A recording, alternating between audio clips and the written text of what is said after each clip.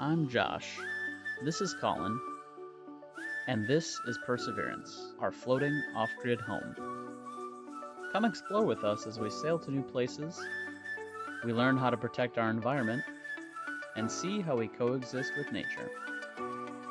We'll also make lots of friends along the way.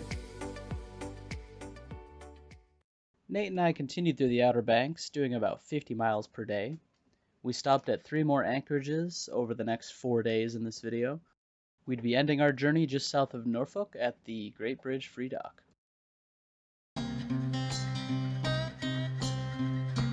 This little section of the ICW was an interesting spot. It's sometimes closed due to military activity. It is an amphibious assault firing range. Sometimes you've got amphibious military vehicles crossing the ICW and going on land on the other side and firing at these targets that you can see here.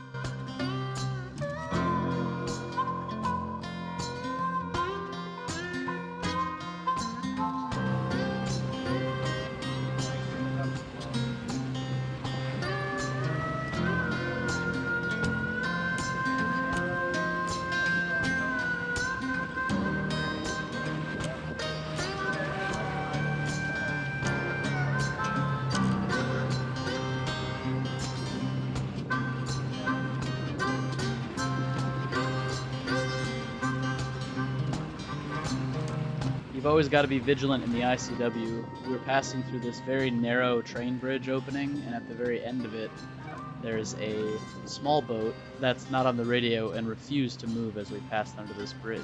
As usual, they moved out of the way just in time.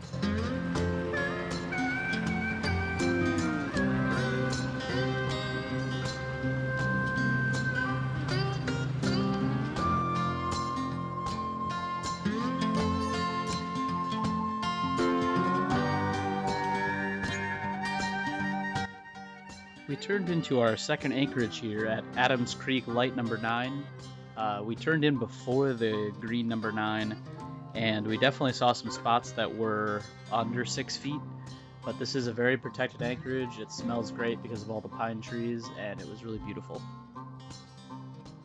Definitely recommend it if you have a shallow draft. Today is July 17th. We are motoring in the ICW from Carolina Beach up to Annapolis. While we were weighing anchor today, the Gypsy slipped, which it never has done before. I was trying to grease the windlass down in Carolina Beach and it wasn't working.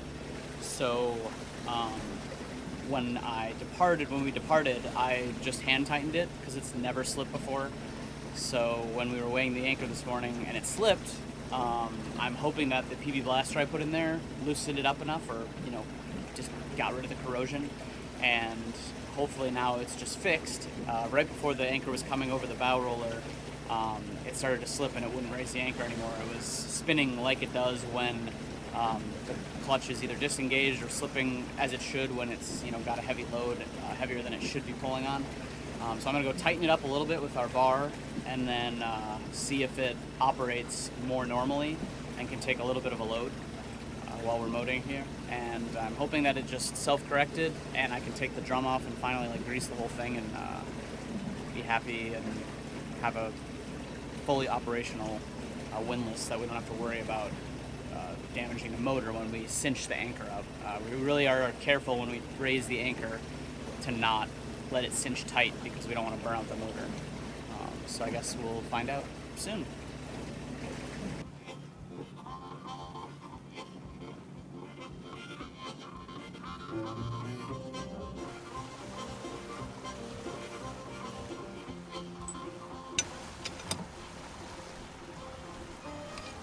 Yeah, I found this.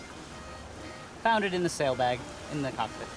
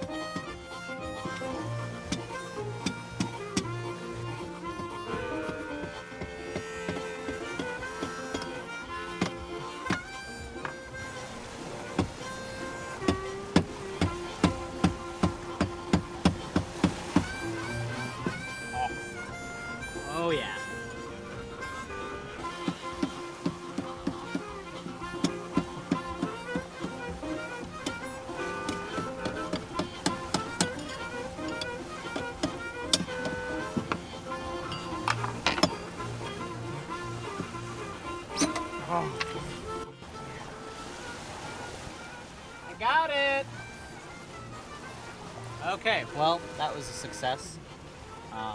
I might just take apart and lube this whole thing today. We'll see.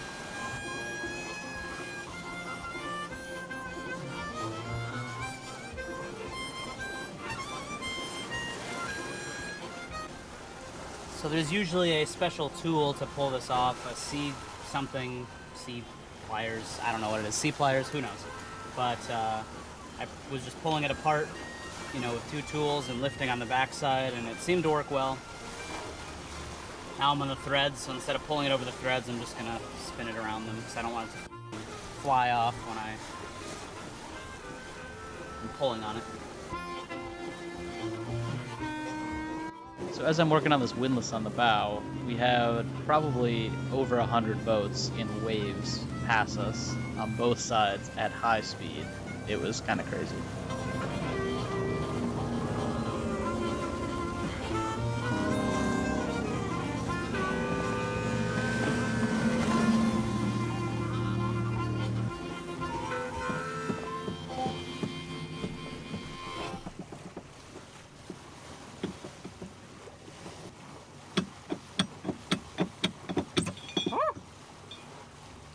After several hours of working on this piece and it going nowhere, I decided to take a break and take in the beautiful scenery of this section of the Outer Banks.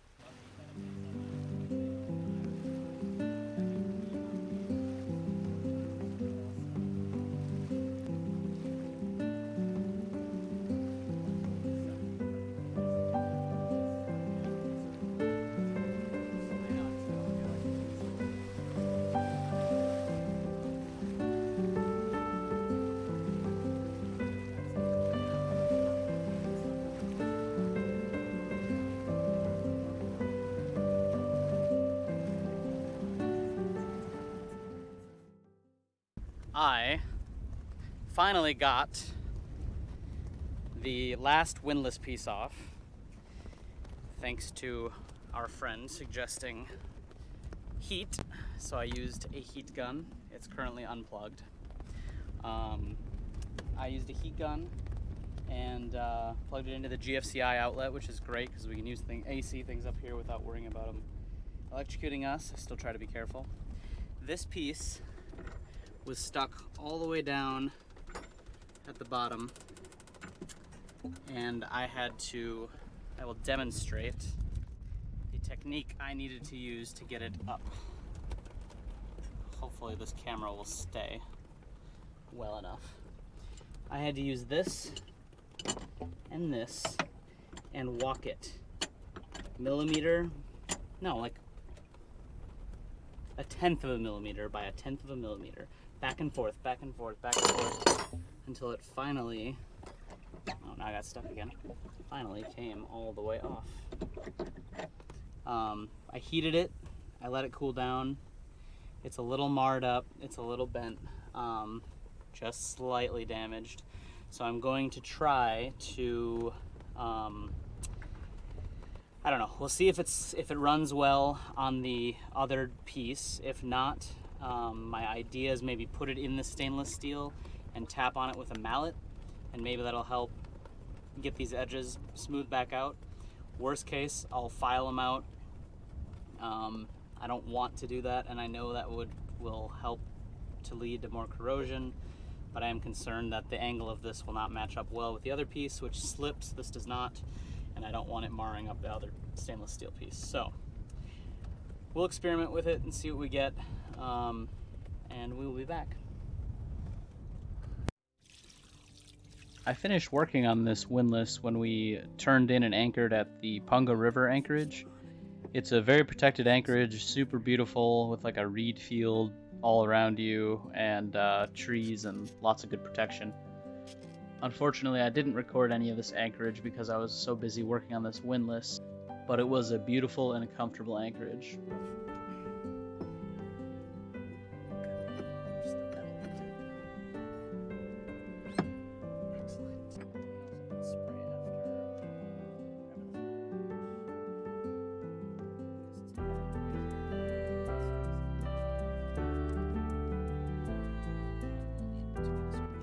The next morning when we departed, you can see here while I'm pulling up the anchor how the gypsy slips.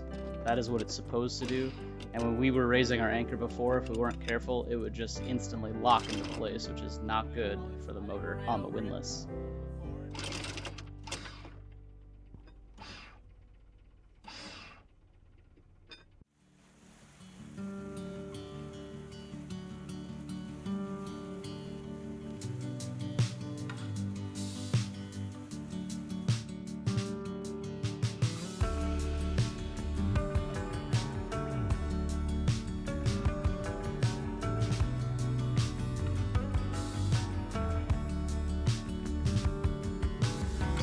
I want to take a moment and give special thanks to our patrons. They really do make these videos possible for us. If you like our content, please like, subscribe, and hit that bell icon so you're notified the next time we release a video.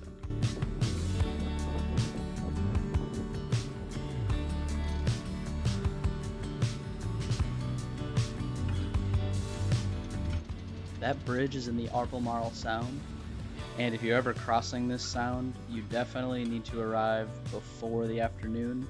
It is suggested you anchor as close as possible and cross in the morning, because in the afternoon the sound can develop pretty strong thunderstorms and big waves. This is the Public Creek North anchorage after the Albemarle Sound, and it's very well protected and super comfortable.